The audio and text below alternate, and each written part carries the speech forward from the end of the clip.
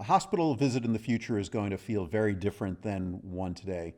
First of all, there will be far fewer hospitals than there are today. Today, there are nearly 6,000 hospitals in the United States.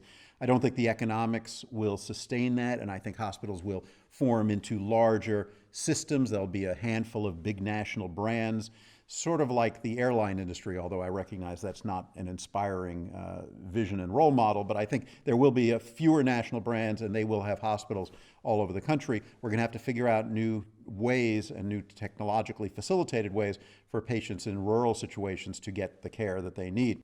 What will it feel like to be in the hospital? Well, the hospital will be one big intensive care unit. We'll be able to take care of patients who are only moderately ill in non-hospital settings. So the idea of a separate ICU will be a thing of the past. Every bed in the hospital will have the technology and the nursing to provide essentially intensive care. The patient will have digital tools at their disposal. So when I walk into the patient's room, the patient will see on their screen who I am. Probably my background and bio will show up on the screen as well.